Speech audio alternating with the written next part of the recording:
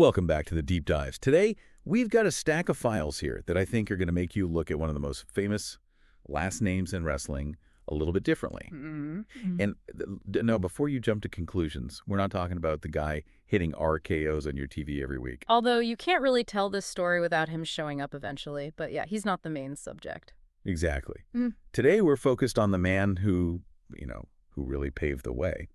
We are opening the file on Cowboy Bob Orton Jr. And looking at this research, the first thing that just jumps out is how easy it is to pigeonhole the guy. Yeah. You ask a casual fan, they say, well, that's Randy's dad. Or maybe he's the guy with the cast. Yeah, which, I mean, it's true. But it's such a disservice to what he actually did. When you really dig into the sources, the biography, the old match logs from Florida, the backstage reports from the 80s, you realize Bob Orton Jr. is not just a sidekick.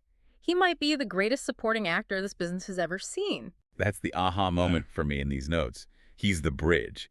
He's this, missing link between the smoky old NWA arenas and the big, bright rock and roll spectacle of the WWF boom. And somehow, he fit into both worlds perfectly. He did. And our mission today is to figure out how he did it. How does a man known for wearing a plaster cast on his arm become one of the most important villains in two different eras? And maybe does his career prove that being the number 2 guy is actually the smartest way to play the game? Okay, so let's start at the beginning, because he wasn't born with the cowboy hat and the cast. Sources say Robert Keith Orton Jr. from Kansas City. And talk about pressure. His dad was Bob Orton Sr., the Big O. Right, the wrestling DNA is there from day one, but it wasn't a handout.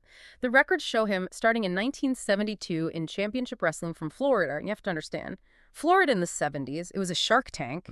Eddie Graham was booking. You had these technical masters all over the card. You couldn't fake it there. Orton actually started as a referee. Which is such a classic way to break in. You learn the pacing, you're in the ring, you hear the veterans calling spots, but you're not taking the bunks just yet. Exactly. But he moved up fast. He was teaming with guys like Bob Root, Mr. Wrestling 2.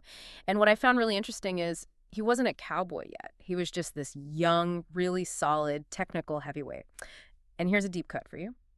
Bob Orton Jr. is one of the very first guys credited with using the superplex as a finisher. I stepped on that note, too.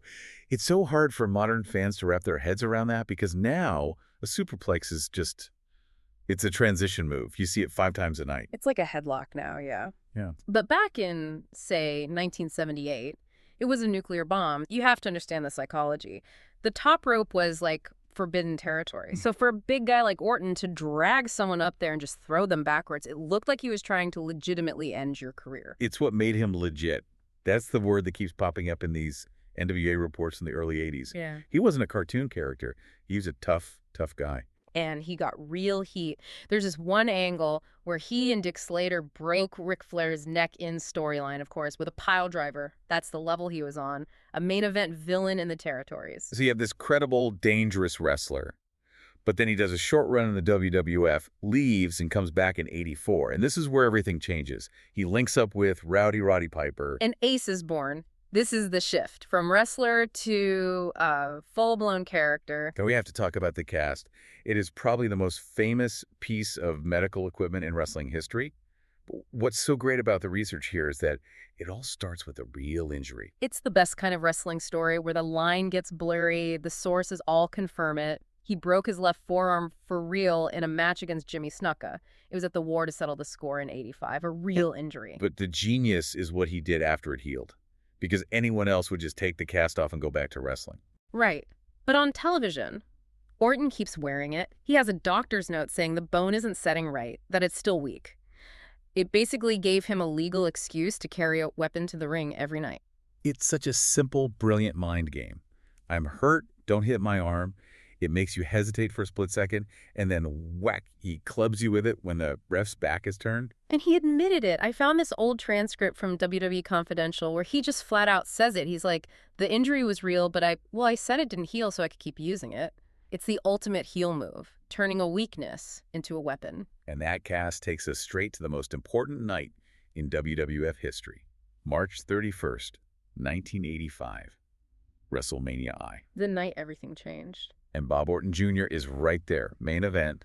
He's not the star, but he's in the corner of Piper and Paul Orndorff against Hulk Hogan and Mr. T. And just think about the pressure of that night. Vince McMahon had bet everything on this show. If that main event doesn't work, the company probably goes under.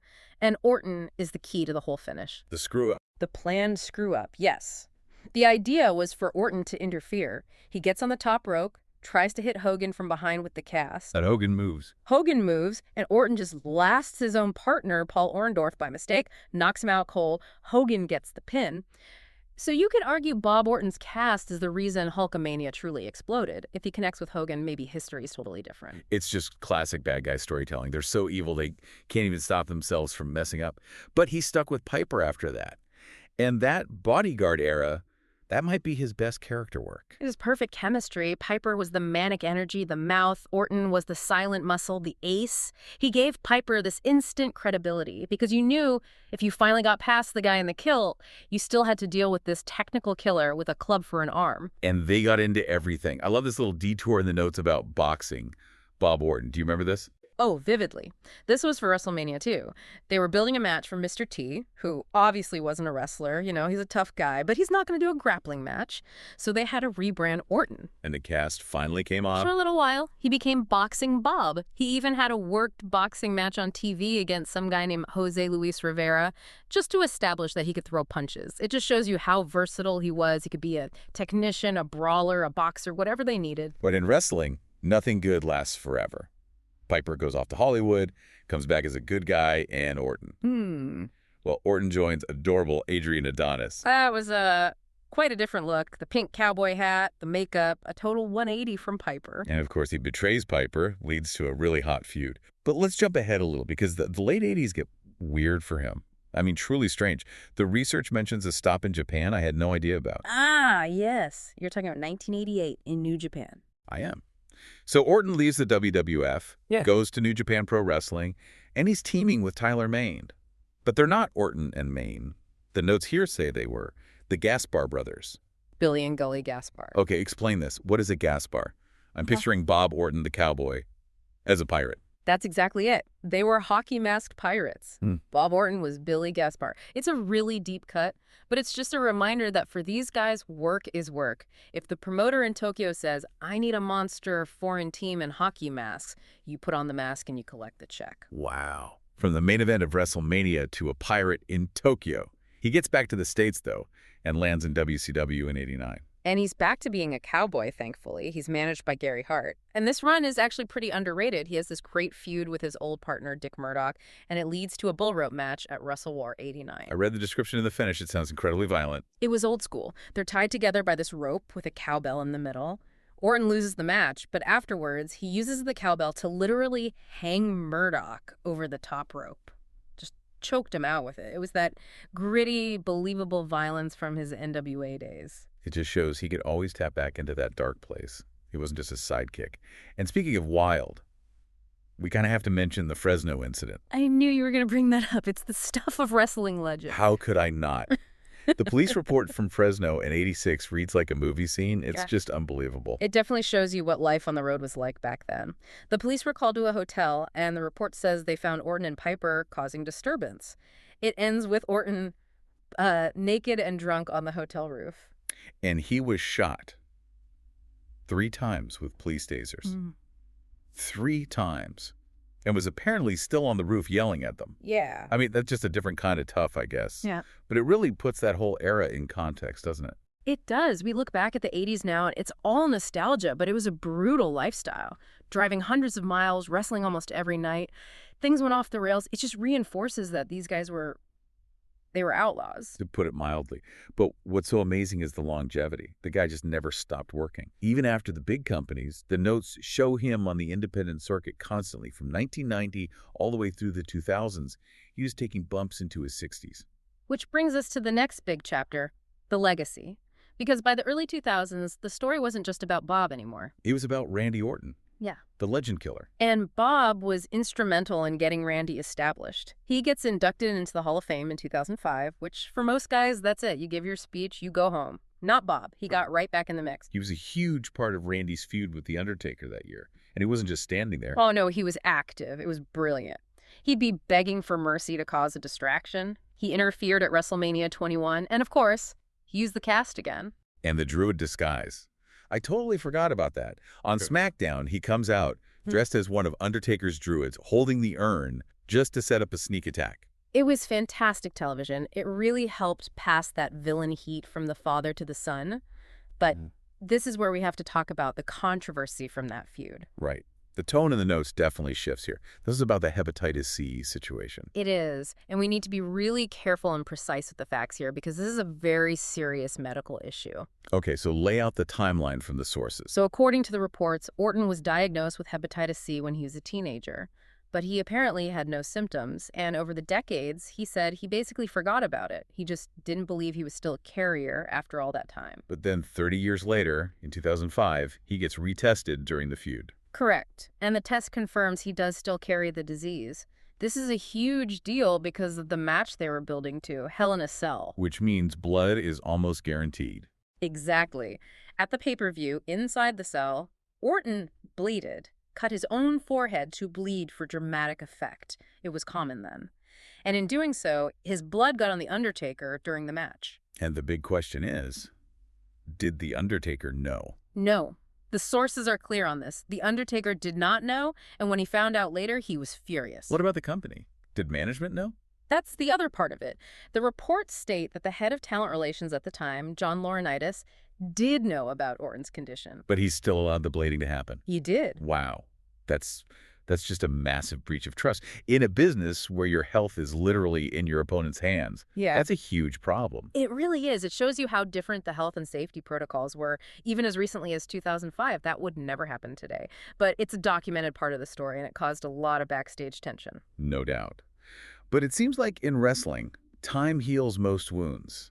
Because even after all that, Bob just kept showing up. He's like the wrestling Terminator. He was at Money in the Bank in 2017. I remember that. He's just sitting in the front row looking like somebody's grandpa. But he was part of the angle. The Singh brothers, who were with Jinder Mahal, assaulted him at ringside to distract Randy, which cost Randy the championship.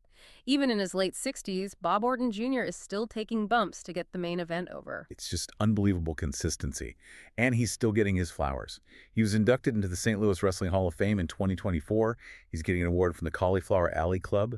The respect from inside the business is clearly there. And it's well-deserved. I mean, you look at his career, the NWA, the AWA, the WWF Golden Era, WCW, New Japan, then showing up in the modern WWE with his son. He's literally touched every major corner of the business. So when you step back and look at the whole file, what does Bob Orton Jr. represent? To me, he seems like the ultimate utility player. You need a cowboy. Got it. Bodyguard. Got it. Pirate.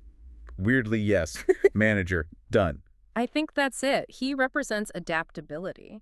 In a business that is just so full of ego, where everyone wants to be the top guy, Bob Orton Jr. built a Hall of Fame career by making other people look better. He was the ultimate professional. Think about it. He made Piper more dangerous. He made Hogan a bigger hero at WrestleMania. He even made The Undertaker look more sympathetic. He was the guy who would take the fall or swing and miss with the cast so that the star could have their moment. He understood that a hero is only as good as his villain. Or his villain's henchman. Exactly. And that kind of leads me to a final thought for people to chew on. We always focus on the top guy. The Hogans, the Austins, the Randy Ortons, we count their titles. Right, who's on the poster? But Bob Orton Jr. had a career that lasted 5 decades. He was almost never out of work. He's a Hall of Famer. So the question is this. In an industry built on being the man, does Bob Orton Jr.'s career prove that being the ultimate number 2, the perfect supporting character, is actually a smarter, more sustainable path than destroying your body trying to be the main event? That's a really interesting way to frame it. Maybe Ace really did play the best hand after all. That's all the time we have. Thanks for listening, and we'll see you on the next Deep Dive.